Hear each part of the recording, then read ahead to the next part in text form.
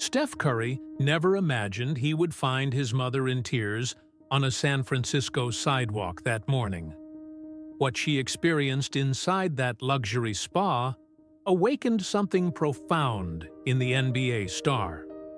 The San Francisco sun shone timidly through the morning mist as Sonia Curry walked through the elegant streets of the financial district. At 56 years old, Sonia maintained the upright posture and determined gaze that had characterized her throughout her life. She wore comfortable sweatpants, a simple blouse and sneakers, a practical look for someone planning a day of relaxation. Finally, a moment just for myself, she thought, smiling to herself. With 3 successful adult children, Steph and Seth in the NBA, and Sidel pursuing her own career, she rarely allowed herself moments of self-care. She was in the city to watch the Warriors game against the Lakers the following night, but decided to arrive a day early to rest, and, perhaps, spend some quality time with her most famous son. The PD, Elysian Retreat, was not a common spa. Installed on the top floor of one of the most prestigious skyscrapers in the city, it was considered the wellness temple of San Francisco's elite. Celebrities, Silicon Valley executives, and wealthy heirs frequented the establishment, attracted by discretion, exclusivity, and luxury treatments that cost small fortunes. Sonia had saved up for that special day. When she made the reservation by phone 2 weeks ago, she used only her first name, not out of shame, but because she always made a point of earning her own place in the world, without depending on the surname her children had made famous. Upon entering the elegant lobby of the building, she felt a slight flutter in her stomach. The polished marble reflected the soft lights, and the security guard at the reception examined her from head to toe before indicating the elevators that would take her to the 47th floor.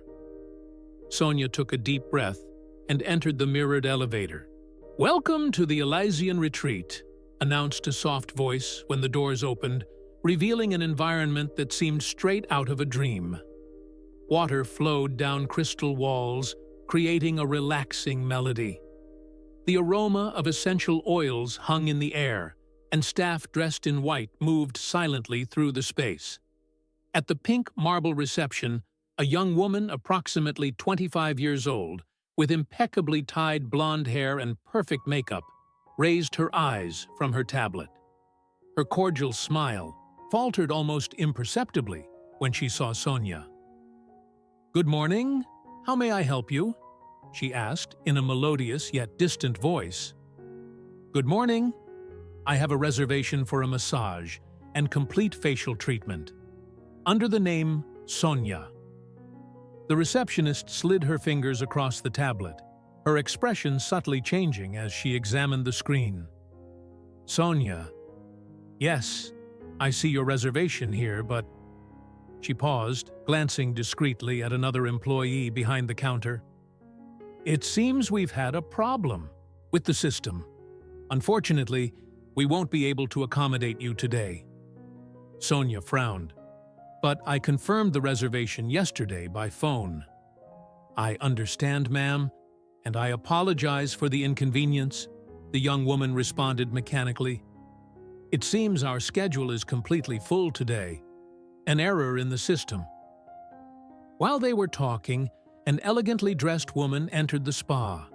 The receptionist immediately flashed a radiant smile. "Mrs. Wilkins, what a pleasure to see you again. Your room is already prepared." Sonia observed the scene with a knot forming in her throat. An employee promptly appeared to guide the newcomer, offering her a glass of champagne and complimenting her dress. "Excuse me," Sonia turned back to the receptionist, "but it seems there are spots available." The young woman's expression hardened slightly. A middle-aged man wearing an impeccable suit approached the counter. "Any problem, Madison?" "Mr. Harrington, this lady has a reservation situation. I explained that we are completely booked today." The manager looked at Sonia, his cold gaze evaluating her casual clothes and makeup-free appearance. "I'm sorry, ma'am, but the Elysian has certain standards. Perhaps we can recommend another establishment more suitable for your needs. The Urban Day Spa downtown offers quite affordable packages." The words hit Sonia like a slap. After decades facing subtle and not-so-subtle prejudices, she perfectly recognized what was happening. It wasn't a matter of a full schedule or system errors. It was a rejection based purely on appearance and perception of social class. "I understand perfectly what's happening here," said Sonia, her voice low but firm, years of dignity supporting every word. "I appreciate your honesty." With that, she turned and walked toward the elevators, her back straight and head held high, determined not to show how much that humiliation affected her. Only when the elevator doors closed, protecting her from curious glances, did she allow herself to breathe deeply, her hands trembling slightly. On the ground floor, she quickly crossed the lobby, ignoring the same security guard who now watched her with indifference. Upon stepping onto the sidewalk, she felt the fresh air on her face and realized she was holding back tears. "Ridiculous," she muttered to herself, sitting on a nearby bench to regain her composure. Steph Curry's mother being rejected for not looking suitable enough. It was at this exact moment, while trying to control her breathing and the tears that stubbornly formed, that a familiar black Range Rover abruptly parked by the curb.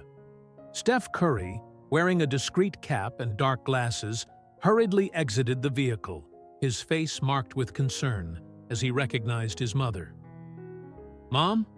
What happened?" he asked, sitting beside her and placing his arm protectively around her shoulders. Sonia tried to smile, quickly wiping away a stubborn tear. "It's nothing, son. Just a misunderstanding." But Steph knew his mother too well.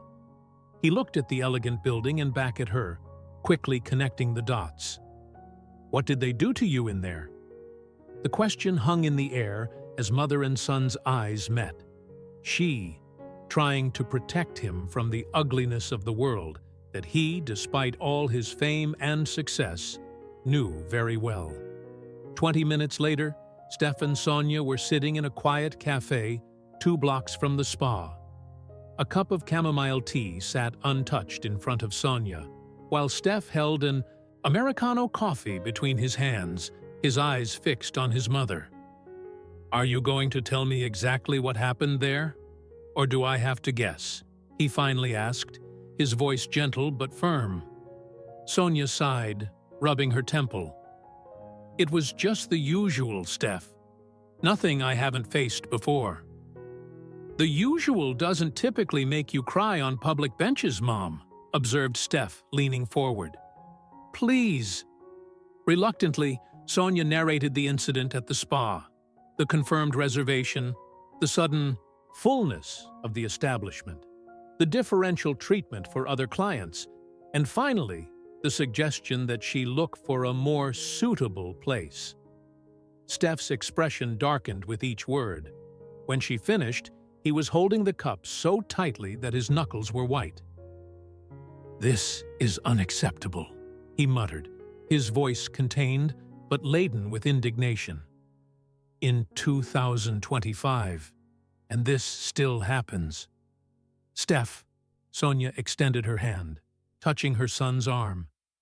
"This is the world we live in. It's always been this way. It shouldn't be." The silence between them evoked shared memories.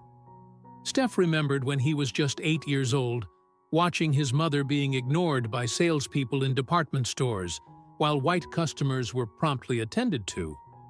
He remembered her patiently explaining, "We can't control how people treat us, Steph, only how we respond to their treatment." That same strong woman was now trying to minimize her own pain to protect him. The irony didn't escape Steph. "Remember that time in Charlotte, when I was about 10?" he suddenly asked. when that security guard followed us through the electronics store as if we were going to steal something?" Sonia smiled slightly. "And you wanted to confront him, but I held you by the hand and said, 'Some battles aren't worth it, but choose wisely those you're going to fight,'" Steph completed. "Well, Mom, I think this one is worth it." Before Sonia could protest, Steph was already dialing a number on his cell phone.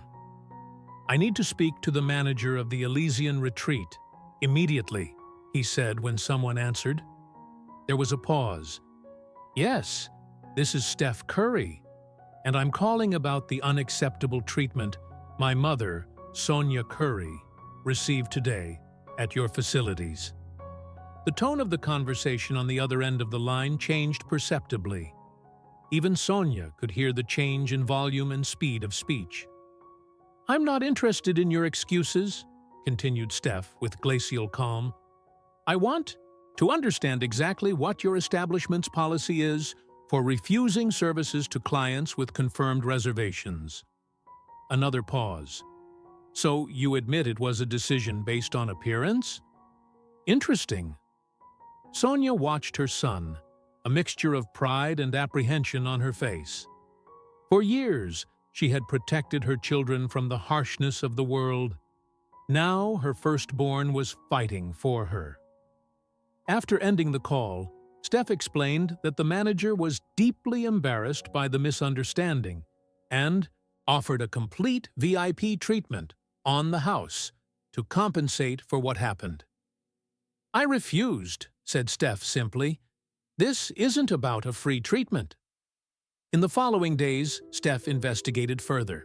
He discovered online reviews that had never been published, from people reporting similar experiences. He got in touch with Dina Williams, a former spa employee who had been fired 6 months earlier. "There was a code," explained Dina during a video call with Steph and Sonia. "If the receptionist said, 'It seems we have a problem in the system,' it meant that the client didn't meet the establishment's image standards. They never wrote this in any manual, of course. It was all verbal, transmitted during training." "And what were these standards?" asked Steph, although he already knew the answer. "Appearance of wealth, certain types of clothes, jewelry, ways of speaking, and, unfortunately, there was a clear bias against people of color who didn't appear exceptionally wealthy. I protested against this practice several times until I was considered not aligned with the company's values." Sonia was silent, but her eyes reflected decades of similar experiences: closed doors, suspicious looks, limiting assumptions. That night, in his San Francisco apartment, Steph spoke at length with his wife Isha about what had happened. "I could expose everything on social media," he said, pondering his options. "It would ruin their reputation in a day." Isha observed him, thoughtfully. "And would that change the system that allows places like this to exist? Or would it just punish one establishment, while others would continue to operate the same way, just more discreetly?" Steph paused, considering her words. "Your mother always taught you to respond with purpose, not anger," continued Isha. "What would be more impactful, destroying a business or transforming a system?" When Steph called his mother late that night, his voice had a new determination. "Mom, you always taught us to respond to hatred with love and purpose. That's what we're going to do." The conference room at the Curry Foundation was unusually full that Thursday morning. Steph had convened not just his regular team, but also diversity consultants, hospitality experts, and some of his closest friends from the NBA. "What happened to my mother is not an isolated incident," he began, standing before the diverse group. "It's a symptom of a larger problem, and we want to transform this into an opportunity for real change." In the 2 days after the incident, Steph had received dozens of messages from the Elysian retreat. offers of compensation, elaborate apologies, proposals for him to become a brand ambassador for the spa. Mr. Harrington, the manager, seemed desperate to hush up the situation before it reached the media. "They're afraid," commented Draymond Green, who had insisted on attending the meeting as soon as he heard what happened. "They should be." "This isn't about fear," responded Steph thoughtfully. "It's about creating awareness and, more importantly, alternatives." The plan began to take shape. Instead of simply denouncing the spa on social media, an approach that would generate headlines for a few days before disappearing into the endless news cycle, Steph wanted a more substantial and lasting response. The idea that emerged was audacious. Create a community spa in Oakland, where Steph had deep ties that would offer top-tier services at accessible prices, with an emphasis on inclusion and dignity for all. "I want it to be a place where my mother, dressed exactly as she was that day, would be treated like the queen that she is," explained Steph. "A place where anyone, regardless of their appearance or financial situation, can experience what it means to be truly valued." While the team discussed logistics, funding, and location, Steph stepped away to make an important call. The phone rang 3 times before being answered. "Mr. Harrington, this is Steph Curry again. I have a proposal for your establishment." The conversation that followed surprised the Elysian manager. Instead of threats or demands, Steph offered a partnership. The spa would implement a comprehensive diversity and inclusion training program, review its service policies, and financially support the new community project in Oakland. "Consider this an opportunity for genuine transformation," explained Steph. "I'm not interested in destroying your business. I'm interested in elevating the standard for everyone." After a long pause, Harrington responded, "Why are you giving us this chance after what happened?" "Because destroying is easy. Building is what's difficult," replied Steph simply. Meanwhile, the Dignity for All campaign was beginning to take shape. Steph invited his mother to record a sincere video about her experiences. Not just the recent incident, but a lifetime navigating spaces where her presence was questioned or devalued. "I never wanted my children to grow up with bitterness," said Sonia in the video, her voice calm and her eyes reflecting hard-earned wisdom. "I taught them that their response to injustice is what defines their character. I didn't want them to think in terms of victimization, but of overcoming and transformation." The video was posted simultaneously on Steph's and the Foundation's accounts, accompanied by an announcement about the new project in Oakland. It didn't mention the name of the original spa, focusing on the solution instead of the problem. The response was immediate and overwhelming. Within hours, the hashtag #ChanterDignityForAll was trending. Celebrities, athletes, and ordinary people shared their own experiences of discrimination and exclusion. LeBron James was one of the first to respond, sharing a similar experience of his own mother and committing to support the initiative. "What Steph and Sonia Curry are doing goes beyond basketball or fame," wrote James. "They're using their platform to create real, tangible change. This is true leadership." Meanwhile, in an elegant office in Oakland, Steph and his team reviewed architectural plans for what would be called Sonia's Haven. The property, a former warehouse in the West Oakland neighborhood, would be transformed into an urban oasis of wellness and dignity. "We want the architecture to reflect our mission," explained the architect, pointing to the drawings. "Open and welcoming spaces, lots of natural light, accessibility for all bodies and abilities, luxury without exclusivity." The initial budget, substantial but not extravagant, began to grow as donations started pouring in. Other NBA players, Oakland businesses, and even small donors through a crowdfunding campaign contributed to the project. 3 weeks after the incident, the symbolic groundbreaking ceremony took place. Sonia, visibly moved, laid the first brick of the foundation. "This building," she said to the small gathered group, "is not about me. It's about every person who has ever been judged by appearance, by skin color, by bank account, instead of by the content of their character. It's a reminder that dignity is not a privilege. It's a fundamental human right." Steph watched his mother with undisguised pride. The painful incident was transforming into something bigger than all of them, a movement for dignity and respect that resonated far beyond basketball courts or the corridors of an exclusive spa. Spring in Oakland brought with it not just flowers, but the realization of a dream born from adversity.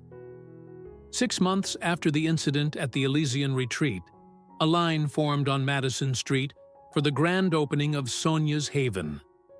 The former warehouse had been transformed into a space that defied all expectations. The facade, restored with original bricks, contrasted with huge windows that flooded the interior with natural light. A vertical garden covered an entire wall, carefully selected plants purifying the air and creating an immediate sense of serenity.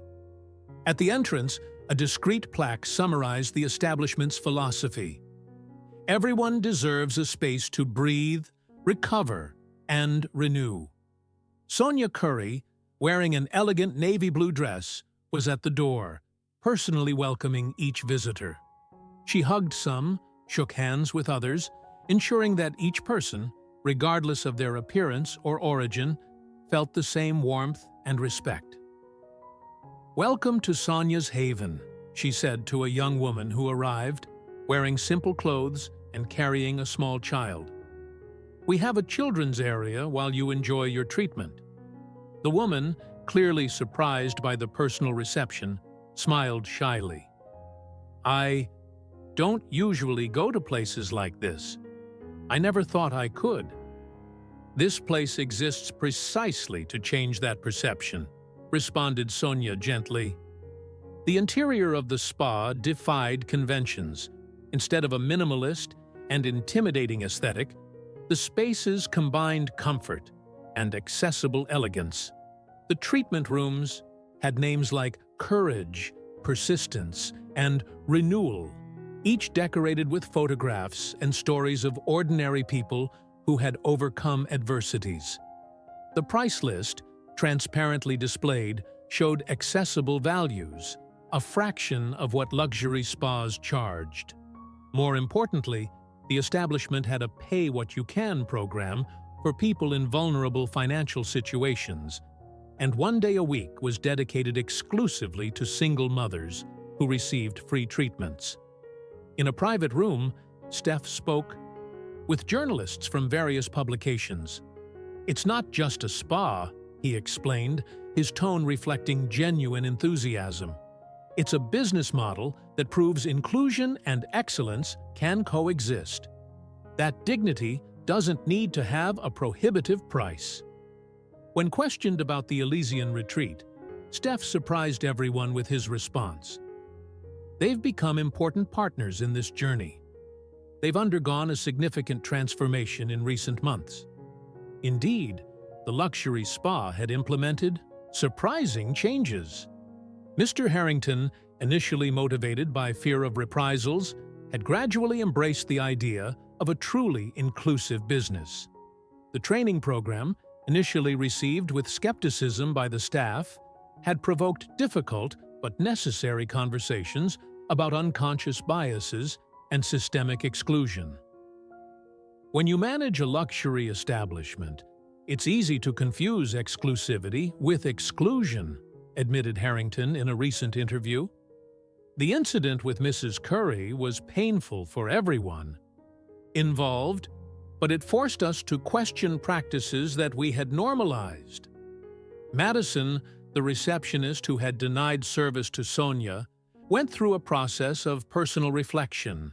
Now, she was part of the Sonia's Haven team, bringing her experience in high-standard service, but with a new perspective on dignity and inclusion. Working here has transformed my vision not just of hospitality, but of humanity, she confessed during the inauguration. I realized how I had internalized harmful ideas about who deserved to be well served. The impact of Sonia's haven extended far beyond its walls. The story had become a case study in business schools, discussing how companies can balance profitability and social responsibility. 3 other community spas inspired by the model were being planned in different American cities. Even more significant was the impact on individual lives, like that of Sandra Martinez, a nurse and single mother of 3 who had been the first client of the program for mothers. "I've been working double shifts for 5 years," she shared during a commemorative event, "constantly caring for others with no time for myself. That first day at the spa was the first time in years that someone took care of me, that I felt truly valued. I left there not just relaxed, but renewed in my dignity." At the end of the opening day, when most guests had already left, Steph found his mother sitting quietly on a bench in the spa's inner garden. He sat down beside her, both watching the sunset through the glass ceiling. "When that happened," said Sonia softly, "I never imagined it would result in something so much bigger than us." Steph smiled, putting his arm around his mother's shoulders. "You always taught us that it's not the problem that defines who we are, but how we respond to it." Sonia nodded, her eyes reflecting the golden orange of the sunset. "You know what's most rewarding? Seeing people entering here with shoulders curved by life, by tiredness, perhaps by the feeling of not belonging, and leaving with their heads held high, as if someone had reminded them of their intrinsic value." In that first year of operation, Sonia's Haven served more than 5,000 people, many of whom had never entered a spa before. The program for single mothers benefited 623 women. The employees, coming mainly from local communities, received fair wages and profit sharing, creating a business model that challenged the idea that inclusion and financial sustainability are mutually exclusive. Perhaps the most symbolic moment of that year was when the former receptionist of the Elysian retreat, Madison, welcomed Sonia for a facial treatment. The 2 women, previously separated by prejudices and flawed systems, conversed as equals, building a bridge over the abyss of misunderstanding.